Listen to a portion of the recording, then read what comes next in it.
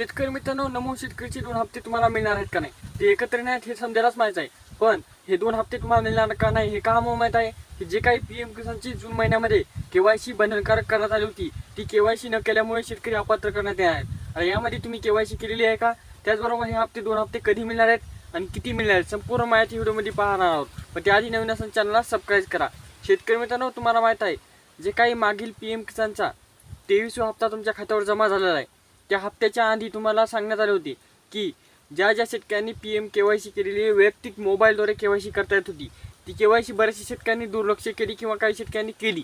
ही 30 जूनपर्यंत मुदत दिली होती, काही 15 जूनपर्यंत मुदत दिली होती, त्यानंतर मुदत वाढ करून 30 जूनपर्यंत मुदत वाढवली होती.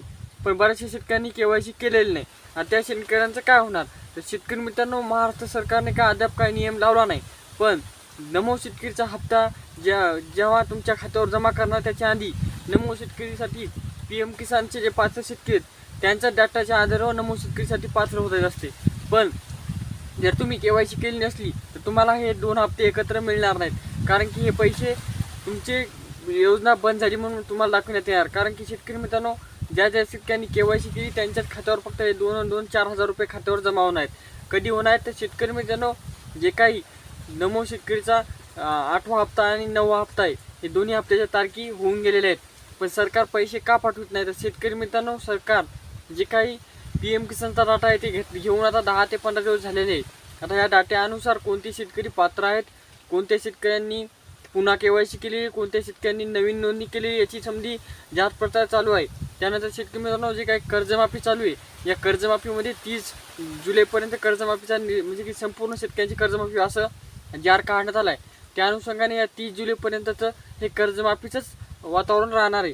म्हणजे की कर्जमाफीचा निधी मंजूर करून आणल्यावर ते शेतकऱ्यांच्या खात्यावर म्हणजे बँकेच्या खात्यावर जमा करून शेतकऱ्यांची कर्जमाफी जमा करण्यात येणार आहे.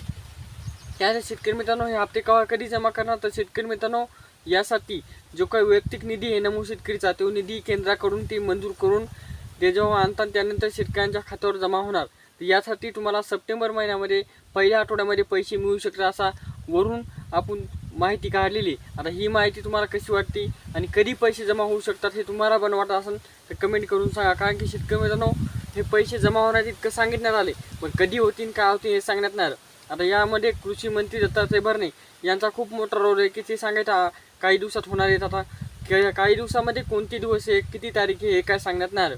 आता लवकरात लवकर जर तुम्ही केवायसी केली नसली तर आधार कार्डची तरी केवायसी करून बँकला लिंक करून ठेवा. त्याचबरोबर लँडची प्रॉब्लेम दुरुस्त करा आणि फार्म ID काढून ठेवा.